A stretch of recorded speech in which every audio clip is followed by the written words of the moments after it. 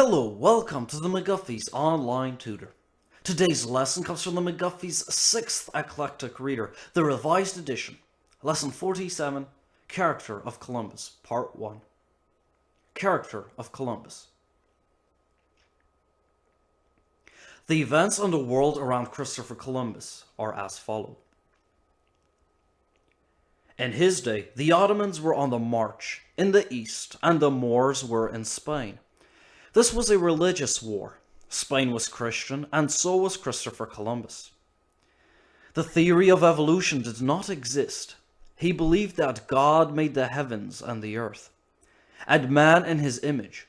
He believed in the fall, the knowledge of good and evil, and that every imagination and inclination of man is to do evil, without the grace of Jesus Christ, God, and the Holy Spirit.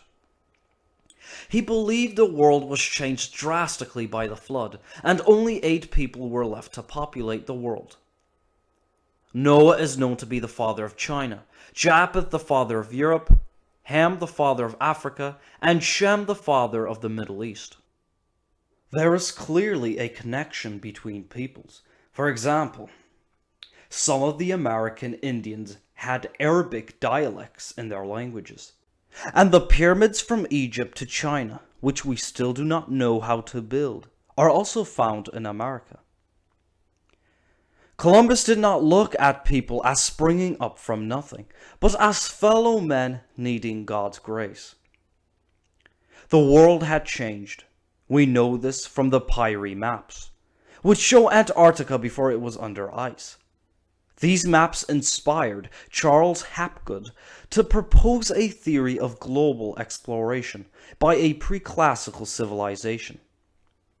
This is based on his analysis of these and other maps of the ancient sea kings. His claim made it clear that America had been discovered over and over again. There is evidence of Norsemen, Arabian, and even Chinese voyages, but it was never settled. When the explorers met, in their discovery, they didn't want, or it was too big of a risk, or too much work. Northern America was heavily forested, from the coast to the Great Lakes, and needed felling to be of use. And Central Southern America required that you put your life in danger because some inhabitants were cannibals. As a matter of fact, Montezuma sold human flesh in his markets. This is the world that Christopher Columbus lived in. He was motivated to explore the West to bypass trade with the Ottoman East.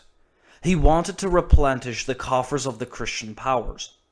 He wanted to spread the perfect law of liberty of God.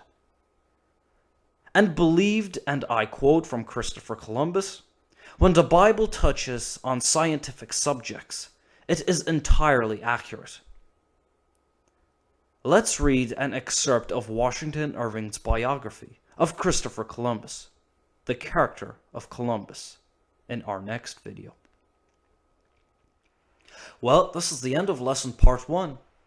Join me again in part 2 at a glance of the lives of Christopher Columbus and Washington Irving.